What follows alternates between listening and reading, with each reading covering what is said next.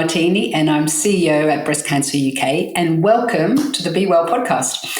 Today, I'm going to be talking to a wonderful guest who has devoted her life to supporting women and their young families to get through those tenuous first few months of parenthood. She's an international Board Certified Lactation Consultant, or an IBCLC, which basically means she's an expert in breastfeeding. She's a mother of three, has been a midwife for 2 decades, and is an author, having recently published a really beautiful, compassionate book that demystifies and guides new mothers through those bumpy first few months, but very rewarding journey into breastfeeding.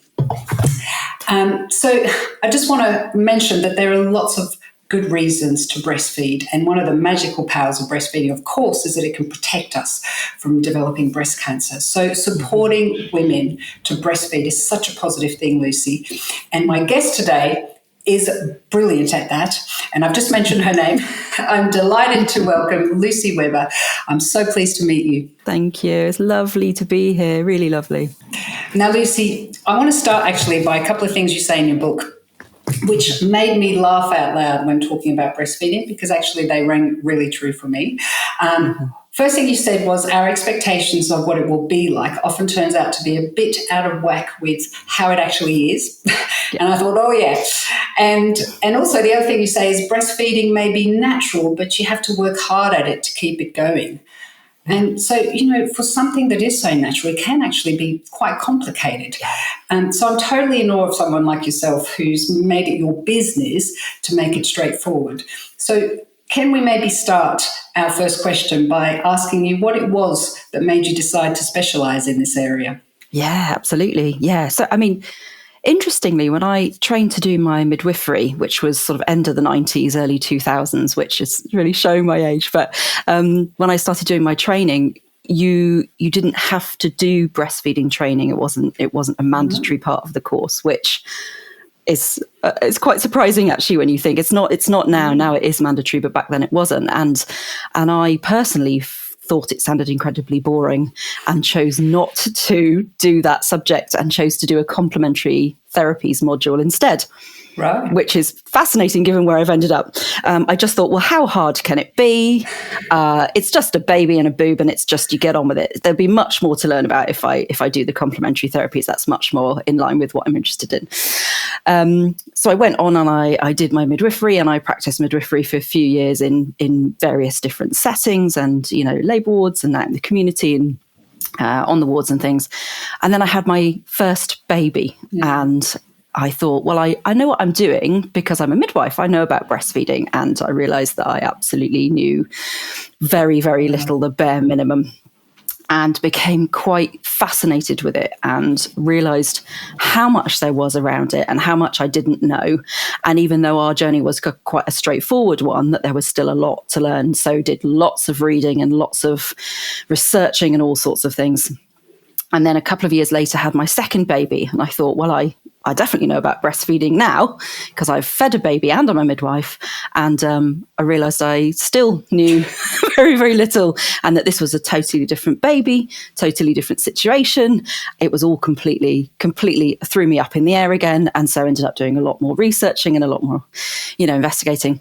And then after I had her and I went back to work, they just coincidentally were looking for somebody to be the sort of infant feeding specialist lead for the hospital trust I was working in, and sort of guide them through it's the baby friendly initiative accreditation, getting the standards that we needed to support families with breastfeeding, and sort of a lead person to do the training and the policies and the guidelines and all those sort of things. And I just thought, that's me. I need to do that. And so I got that role. And as part of that role, that led me on to do lots of more training and experience and all sorts of things. And then subsequently on to taking my lactation consultant exams about 13 years ago, I think now. And lots of work, lots of experience, dividing tongue ties and running specialist clinics and all sorts of different things. And then after I had my third, he's 7 now, I decided not to go back into the NHS and took a sidestep and was just going to work in a shop or something for a while. I just needed a bit of a pause, but had this qualification and this passion in me. I think it's not it's not a job, is it? It's a passion and a calling and important. And decided I would just potter around and, do some private work doing this and see whether families wanted to see me. And here I am, 6 years down the line, still very much busy. And it must be so rewarding to see just the relief, in when you're able to support mothers to breastfeed, because it can be such a stressful time. Now, another thing you say in your book, which I hadn't heard of before, and I think it's a fantastic term, is you refer to the fourth trimester. Now, but it actually makes perfect sense when you look at it. I thought, of course.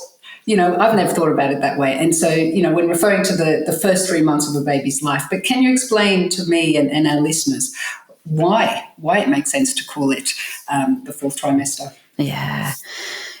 There are 3 trimesters of pregnancy, tri being 3. But our babies as mammals are born quite early, really. They need carrying. We're carry mammals. They need carrying and a lot of support. They're very dependent on us for quite some time. So it's just something, I don't know who came up with the term originally, but just that thought that really those first few months after a baby's born is all about trying to replicate pregnancy, but on the outside, and be just constantly with you and on you, and little feeds and warmth and tightness and snuggles, and it can feel very much like you're still just carrying on pregnancy and doing a fourth trimester, even though 4 makes no sense with tri. But it does when you think about it, and you think about the mammals that are born and then plop off over the field and walk around, and our babies are just very, very dependent and helpless. And it makes so much sense, because explained that way, it then becomes quite intuitive to have, that relationship with the baby in the first 3 months.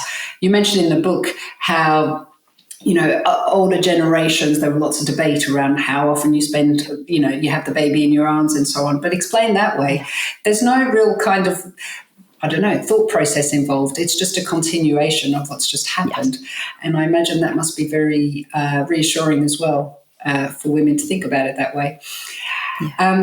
Now, your book is very much directed at women who have decided that they want to breastfeed, which is great. So you just get straight into it and all the things that women need to know. But for those who are maybe unsure or who haven't decided yet, can you maybe talk to us a bit about why breastfeeding is worth trying? Yeah, absolutely.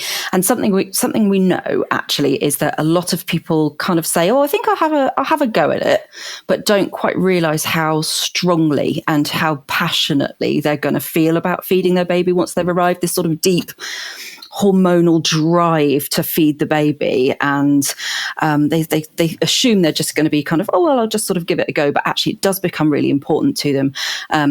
And it is meant to be important. It's meant to feel a biological drive to feed the baby, because obviously there's the basics of, this is how you get your baby to thrive and survive and grow and be well. But we know from lots and lots of research that actually to be able to breastfeed means that there's physical benefits as well as mental, emotional, psychological, and sort of economic, and all sorts of benefits of breastfeeding sort of en masse.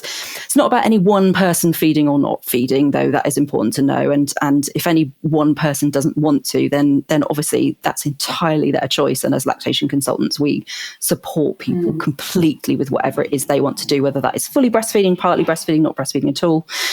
But if they want to breastfeed and they want to talk about why actually it's a good idea, we know that for them, and often they know there's benefits for baby, but they don't know there's benefits for them actually, is that we know, obviously breast cancer, is a big one.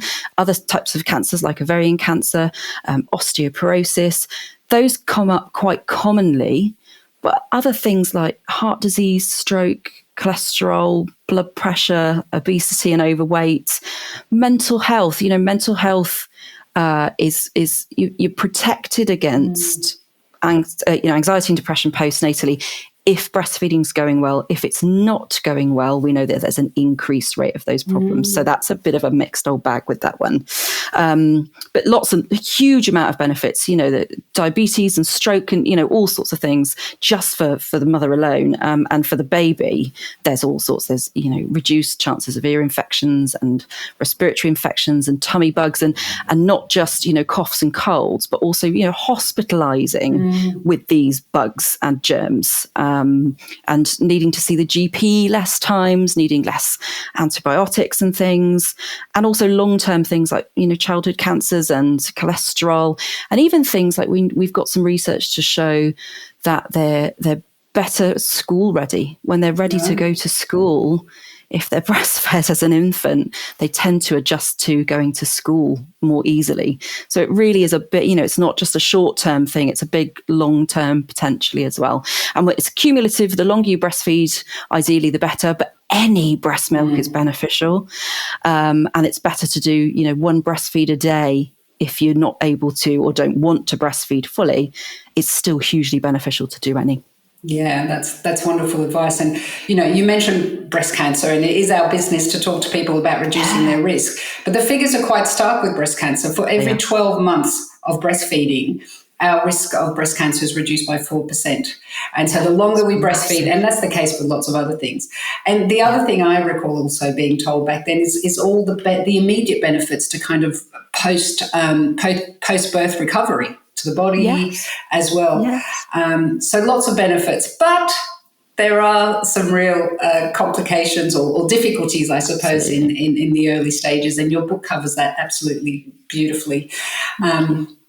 But, one thing that the UK, unfortunately, happens to be the leader in is in very low breastfeeding rates. And, I was quite shocked when I saw that. Actually, it's one of the worst in the world, particularly in the developed world. And, can you explain a bit why that is the case? Yeah. I mean, there's a lot of factors going into this. It's not any one thing. It's a lot of things all coming together, as usually is, it's the very first really sort of health promotion intervention, but it's not seen and it's not prioritized as it should be. The understanding of it, the researching of it, the funding of making sure it's supported appropriately just is not there, which is really, really sad when it can make such an enormous difference. And if at the structural level that support isn't there, then of course it's just not going to happen. So we've got the government time and investment in that, which is lacking.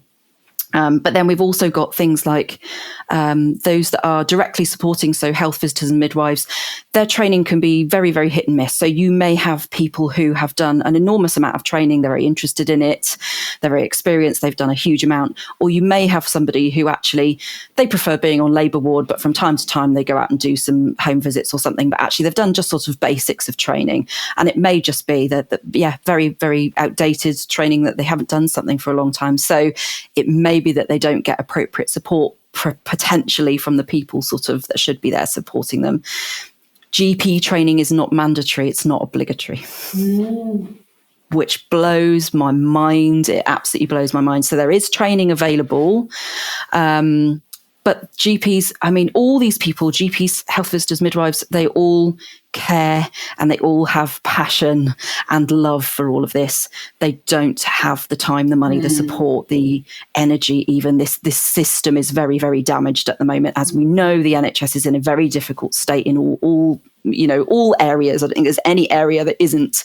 And unfortunately, breastfeeding isn't really prioritised in a lot of ways. So there's sort of the difficulties within the NHS as well as coming from the government level. There's something called the International Code of Marketing of Breast Milk Substitutes, which is a huge mouthful, and we just call it the code. And it's how basically formula and bottles and dummies and teats and anything to do with formula feeding, how it's marketed or how the regulation or how the advertising is regulated and supported to not only protect and support and promote breastfeeding, but also to protect and support formula feeding families. Formula feeding is a multi-billion-pound industry, and those companies do have other interests. They are a profit-making company, and the UK they have not adopted this code fully. So in countries where this code has been adopted fully or more fully than in the UK, there is a direct correlation in the increase in breastfeeding rates, both short and long term. So it's as simple as, where they have, things like they can't advertise formula at all. And they make sure that if they are being advertised, there's you look at the packets on the shelves, there's shelves and shelves of all these different products, and you look at them and they all make these claims about various things that actually there's nothing to say that those claims are true. There's no research to show this. And in countries where they don't have that, they just have plain packaging, for example, on the packets, those countries have better breastfeeding rates. So I'm not saying that's the whole reason, but it definitely is part of the reason. And of course, there's the whole sort of media attention on breastfeeding. It makes good drama and arguing telly and arguing radio. Media love to pit people against each other, fueling the mummy wars and all of those kinds of things.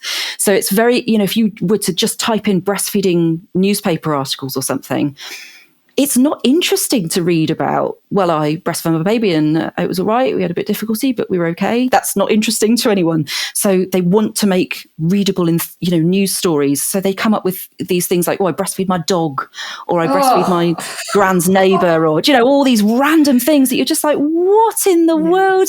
So breastfeeding is seen as a weird thing. A bit perverted by the sounds of it. Yeah, exactly. Yeah. And of course, the sexualization of breasts and all that kind of stuff as well. So there's lots and lots of different factors all at play, and every single one of them has a huge impact. And when you put them all together, as well as the societal and cultural parents not being supported with, you look at other countries and other cultures where people have a baby and all their relatives, they come and they help them. All the women of the family, they move in and they stay, in the bedroom for like the first 6 weeks, and they're brought all the best foods and they're looked after and they are really supported and loved and nourished and nurtured. And in the UK, we're very much, right, get up and get on with it then. Yeah. Off you go. Just had a baby, crack on. And also, it's a very, very different world. Our mothers probably didn't breastfeed. So we've lost that connection with the kind of passing on of knowledge as well. Yeah.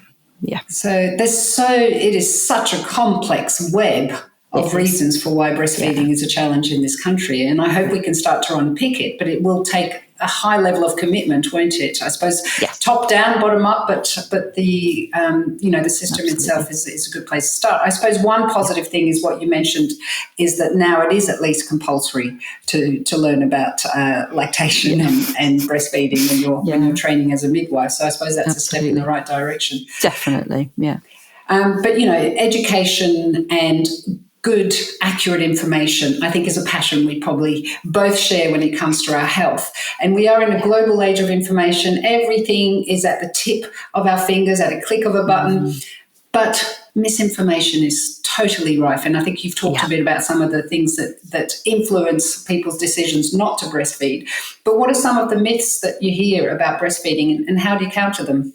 Oh, it's everywhere. And it is so hard because 3 a.m. Googling is the place where people get so much of their support from.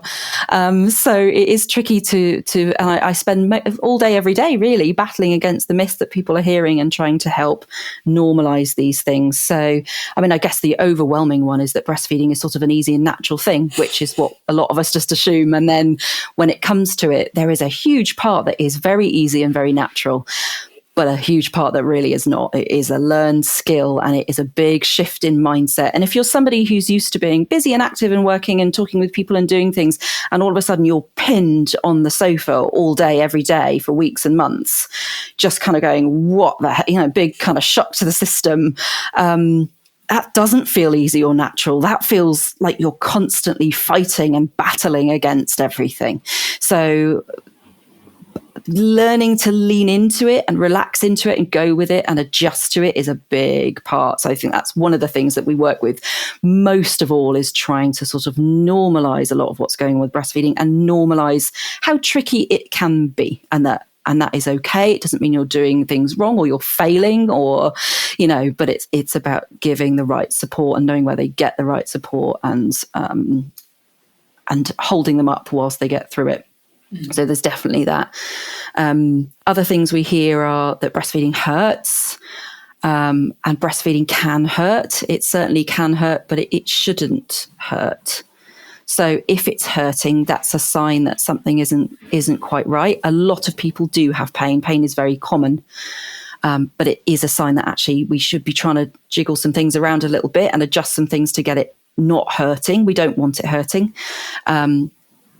But that is still a myth that's very prevalent and out there, is that well, breastfeeding just hurts and you have to just deal with it. And actually, sometimes I can walk into a family's house and within 10 minutes, they can be pain-free. And it feels like magic powers. So they look at you like, what are you? Yeah, and all we've done is just make some tiny little adjustments and just relax this bit, lean them back there, move the baby slightly. And they're just like, oh, that's amazing. So, so trying to bust that myth that breastfeeding is painful. Can be painful, shouldn't be painful. What else? Things like that you need to have a special diet, that you need to be eating really plain foods, that you should be eating specific things to help your lactation, and special cookies and teas and things. And actually none of that's needed. You can just eat if your diet's good enough for your blood, it's good enough for your milk, and for the vast majority of us, we eat an okay-ish diet. Some days are better than others. I don't think anybody's perfect. Some of us, and especially in those early weeks where you are exhausted and you may be grabbing for more cake and junk food than you ever have in your life because it's quick and it's easy.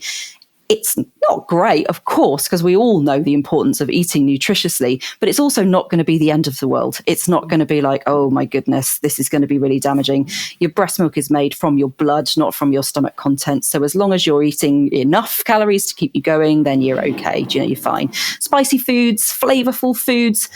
Babies take that, your breast milk takes on tiny little changes of flavor, actually. And one study found that for people that ate a lot of garlic, their babies drank more milk because they like the flavor. They like the garlicky flavor. So far from avoiding these flavors, we should be encouraging flavors. Babies that are breastfed, when they start solids, tend to adjust to it better because they're used to having little mild flavor changes. So they really, it's definitely don't need to be adjusting or avoiding your diet at all. And I guess one of the other one, the main one really is that you won't produce enough milk. That is a huge one that people really worry about, isn't it? Yeah. That one thing I need to be able to do is make enough milk for this baby, and it's such a big pressure, and you can feel so out of control of it. Some people genuinely cannot make enough milk. We don't know the exact numbers of this because breastfeeding research isn't prioritized, so we don't know. But we know that actually it's a lot smaller than we think. The vast majority of people who haven't been able to make enough milk, it's to do with the sort of management of breastfeeding rather than anything else. So the way the baby's latching and removing milk from the breast perhaps isn't effective enough, or perhaps they haven't been using both breasts, they've only been using one, or perhaps they're stretching out feeds because they've read online that they shouldn't feed more than 3 hourly when actually the baby wants to feed again after an hour, and that's normal. So lots of things that can impact on what happens with how we make milk. And that then leads into us never feeling like we've caught up with our milk supply, and also misinterpretation of normal baby behaviours. Newborns don't like being put down, understandably, because their instinct is to say, it's not safe if I'm put down. I need to be in someone's arms because I can't defend myself. They don't know that we've bought them a very lovely, expensive crib that's all beautiful with so much love. They just know, I need to be safe. I need to be in someone's arms. But when you fed your baby, they're fast asleep, you put them down and then they go, pick me up. And then they start rooting around to try and regulate themselves and go back onto the breast. Our immediate thought is, I've not got enough milk for this baby. And actually they do. Do you know, when we unpick this with families and we go, they're growing, they're pooing, they're weeing, they're great, this is normal. And when you really help them to understand what normal behaviours are, they feel so much better. But before then, they're thinking, I haven't got enough milk, I haven't got enough milk. And this is one of the big messages that's prevalent through society, is that we've lost our confidence in our bodies that we have this ability to make milk, when actually for the vast majority of people we do. Yeah, it's a real shame. I think it's such an incredible thing that our bodies do just when it's that particular time in life, that life stage. And it feels almost like it is, really? Can I really do that? And I can imagine that a lot of people do feel like it is a miracle, and maybe for them it just won't happen, and that's where the fear comes. Yeah, absolutely. Now, your book is full of wonderful illustrations. I would have loved to have seen that at the time when I was first breastfeeding, and it's got lovely tips for all the challenges, because it is challenging, that come up with breastfeeding, and it has lots of lovely, warm and encouraging advice.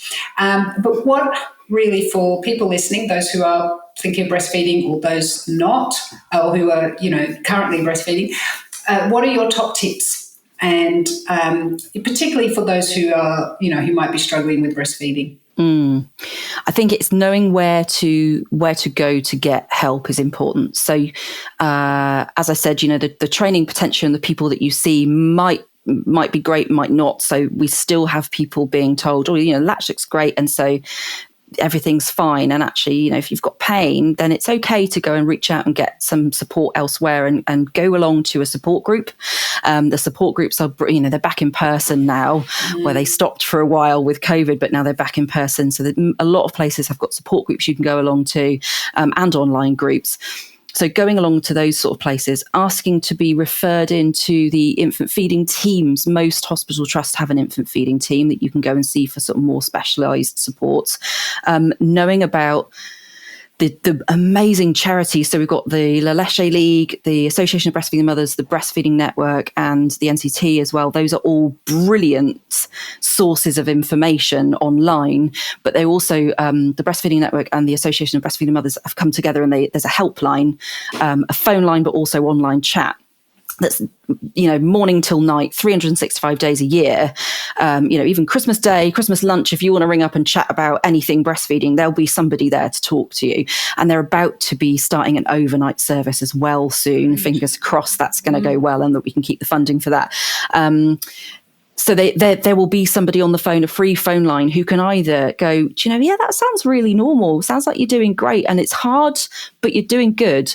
Or they might say, well, that sounds okay, but I wonder if maybe something could be adjusted to make things easier. Here's some resources, or here's where you can get some help. So knowing those phone lines and resources exist, and knowing that those types of resources are the ones to go to, and to try and ignore the other stuff that, anybody can write anything random online, and the stuff that I come across is terrifying. Yes. It's just random things. You just think, what are you on about? So going to these specific places are fantastic. So knowing to get second opinions and go back and keep asking for help, trying to block out the societal noise of, you should put your baby down, they must learn to sleep on their own, or they don't need feeding again, or, we're very much in a bottle feeding society. We have been for a long time, and we're very much in a society that sees babies as a bit of an inconvenience perhaps sometimes, and that we need to be teaching them to be independent. And I feel like there's a shift, and actually we're going back a bit the other way of actually, hey, the more we nurture them, actually they become more independent in their own time when they're ready, and it's a lot easier for everyone and a lot nicer.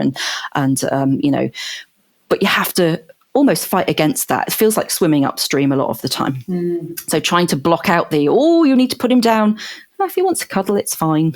You can't over cuddle a baby. You cannot over cuddle a baby. So trying to, shift that, lowering your expectations of what you can manage to do. You are not going to be out, shopping day 5 after birth. You are not going to be, going and meeting, go doing all these things. That you may well be sitting around in your pajamas in your house for weeks. And as much as that can be really hard when we're not used to it, that's the reality of it. And it's okay. It doesn't stay that way forever. It really doesn't.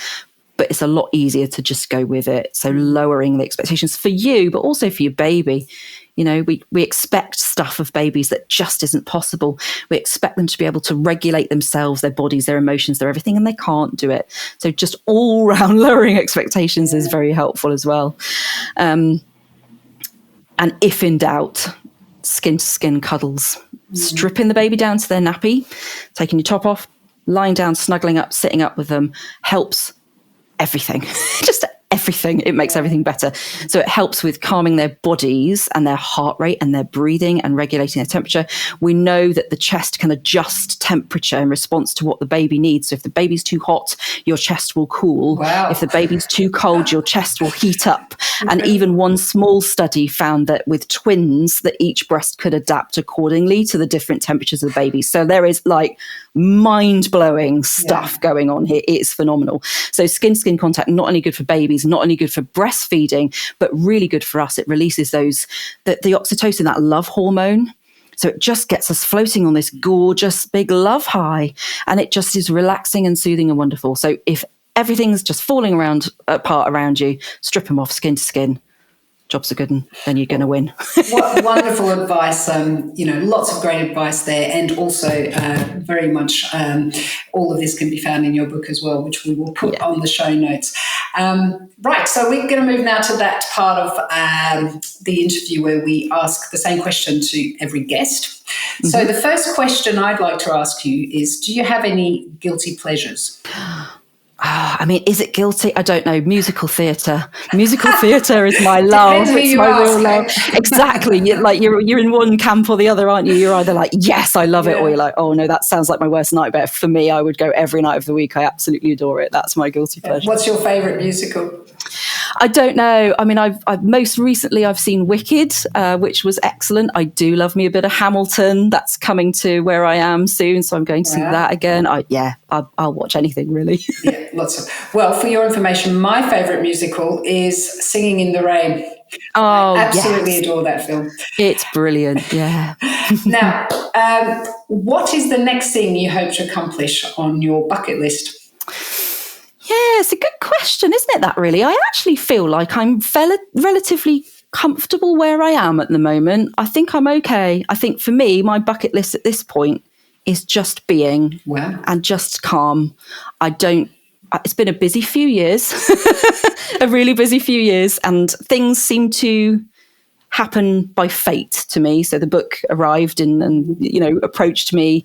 So I'm just going to potter along, and I think what will be for me. And I'm just happy, just snuggling up with my family. What a fantastic place to be. Pets. Yeah, it's nice. Yeah. Great.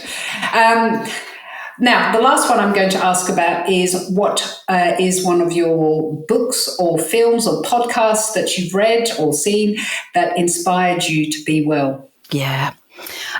So I eat a plant-based diet, and it was partly to do with animals, but also partly through, wellness. And we know obviously that eating a plant-based diet can have a big impact on your health.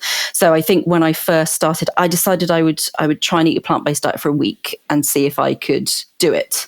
And it's now been 3.5 years. And it just proved incredibly easy for me once I started going. I'm not saying it would be for anybody, but for me, it just was the right thing. And so I started watching a lot of sort of documentaries about lifestyle and health of eating a plant-based diet. And those have been a bit of a game changer for me. Absolutely. Still a struggle at times, but for the most part, it's been really helpful to watch those. And if I ever have a bit of a wobble, I just go back and watch them, and it just re-cements everything again. Lovely. Thank you so much for sharing your experience, sharing your really valuable advice. It's been really, really great to have you on the show. I think our listeners will want to know where they can go to find out more about you and more about the work that you do. So over to you. Yeah. So I guess I've got a Facebook page and an Instagram, which I share content on sort of every day, just breastfeeding tips and tricks and support and normalizing and encouragement, which is just under Lucy Webber, IBCLC. And I work privately with clients. So I see people for face-to-face, but also I do a lot of remote support via Zoom and things from around the world, which has been amazing. It's been wonderful working with people in all different countries.